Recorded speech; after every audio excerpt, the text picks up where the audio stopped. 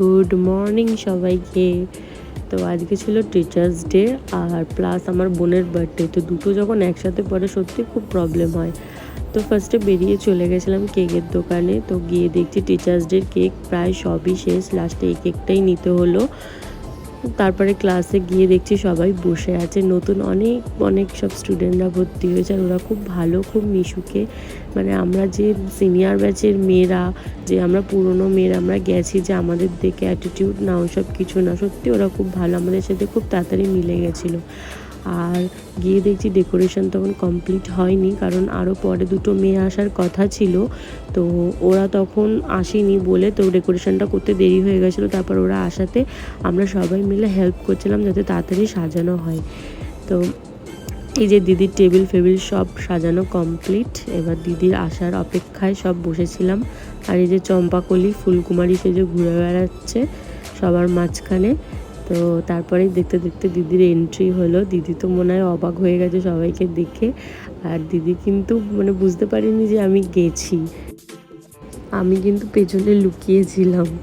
তো তারপরে গিয়ে হাগ করলাম, তারপরে অনেক কিছু, অনেক মজা, অনেক আনন্দ করলাম। তারপরে কেক কাটিং হলো। আমি তো দিদিকে বলছিলাম কেকটা তাড়াতাড়ি কাটো, আমি খাবো কখন। তো তারপরে কেক কাটিংয়ের পালা, ফটো ভিডিও, অনেক অনেক কিছু মজা আনন্দ, অনেক কিছু আমরা সব করেছি। সত্যি অনেক দিন পর ক্লাসে গিয়ে খুব ভালো লাগলো, কারণ এখন টাইম হয়ে ওঠে না আর আর অনেক দিন আগেই গেছি ক্লাসে, আর এখন সত্যি টাইম বের করতে পারি না যাওয়ার জন্য। গিয়ে এতদিন পর যদি তাড়াহুড়া করি দিদি সত্যি খুব রেগে যায় বলে সেরকম হাতে অতক্ষণ টাইম থাকে না বলে ক্লাসেও এখন যাওয়া হয় না। তো ওদিন গেছি অনেক দিন পর, খুব মজা হয়েছিল। সবাই ওদিনকার ডান্সের মানে পারফরমেন্স করেছে, একটা দিদি গান গেয়েছে, আবার কিছু বদমাশিও হয়েছে, অনেক রকম অনেক আমরা আনন্দ করেছি ওই দিনকার। তো তারপরে টায়ার্ড হয়ে পড়েছিলাম, দিদি ভেবেছে হয়তো ফটো তুলছি, কিন্তু আদৌ না, আমি এমনি একটু ভিডিও ক্লিপ নিচ্ছিলাম।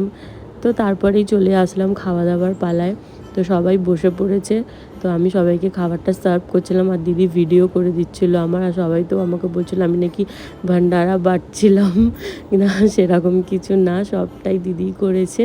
তো আমি জাস্ট সবাইকে দিয়ে দিচ্ছিলাম হাতে হাতে, আমি আর আমাদের ব্যাচের কয়েকটা মেয়ে।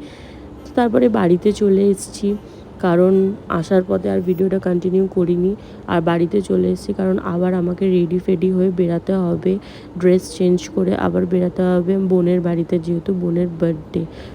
আবার ফ্রেশ হয়ে বেরিয়ে পড়েছিলাম বোনের বাড়িতে। আর বোনের বাড়িটা খুব একটা দূরে না, একদম সামনেই, আমাদের এক পাড়াতেই। তো বেরিয়ে চলে গেছিলাম গিফট কিনতে, আর ও দেখি বাইরে খেলছিল। তো তারপরে ওকে নিয়েই চলে গেছিলাম গিফটের দোকানে। আর ও কিন্তু একটা খেলনা দেখে ওর খুব পছন্দ হয়েছে, মানে ও তো এখনও বলতে পারে না, তো মানে ওকে বোঝাতে চাইছিল কি আমাকে এটা কিনে দাও, আমার এটা লাগবে। তো ওকে এটা কিনে দেওয়াতে ও কিন্তু খুব খুশি হয়েছিল। তো ওর জন্য এই খেলনা আর আমার বোনের জন্য গিফট নিয়ে চলে গেছিলাম বোনের বাড়িতে। গিয়ে দেখছি ও কেক কাটছে, আর এই কিন্তু খুব কিউট, এই আমার বোনের বাড়িতেই থাকে। আর আমার বোন একদম ক্যামেরার সামনে আসতে চায় না, জানি না কেন। তো তারপরে লাস্টে খাওয়া দাওয়া শেষ করে বাড়িতে চলে আসলাম। Tata, good night. যদি ব্লগটা ভালো লাগে like comment share please, by.